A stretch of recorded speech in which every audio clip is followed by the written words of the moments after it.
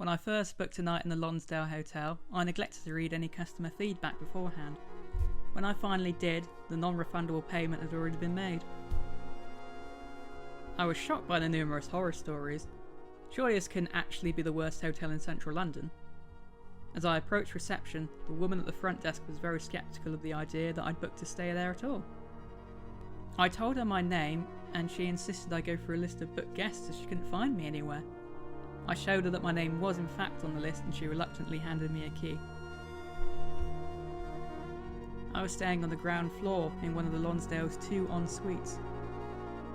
The first thing I noticed was the heat. The radiator was running on high with the window wide open. I assumed this was to allow any carbon monoxide to escape.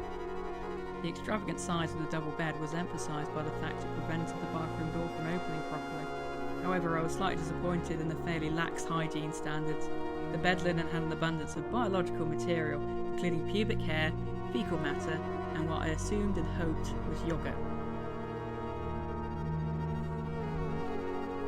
Rather than risk contamination by getting under the covers, I developed a system where I would lie on top of 2 jackets in the fetal position and wait patiently till morning.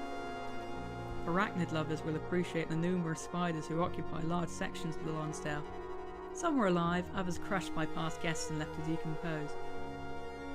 Watching them spin webs was a good distraction after I found out the TV and Wi-Fi services weren't working. When I arrived, I noticed the bin in my room had not been emptied yet. This plus the litter surrounding my window gave me a good idea of the former guest diet. They liked cans. The bathroom was surprisingly clean, however it did smell of cigarettes. The black mould on the shower curtain could constitute a health risk. Luckily, guests had deterred from staying too long in the shower thanks to the lack of hot water and soap. After spending the evening in London, I came back to the hotel at midnight to find the front door locked. I wasn't worried at first because of the 24-hour reception sign at the front of the hotel.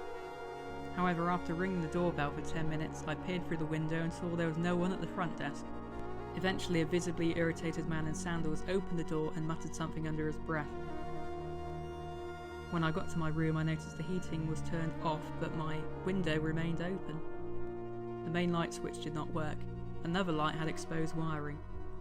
One of the bedside lights worked, giving me enough light to adjust my jacket bedsheet system. My sleep was hindered by my uncomfortable position and the fact that I could hear every movement in the next room. My neighbour had a very squeaky mattress. I woke up to the sound of their plumbing. The Lonsdale Hotel is ideal for people who want to shelter as they recover from heroin withdrawal. However, I recommend holidaymakers find somewhere a bit nicer. London has many bus shelters, and these areas are not only cheaper, but probably cleaner too.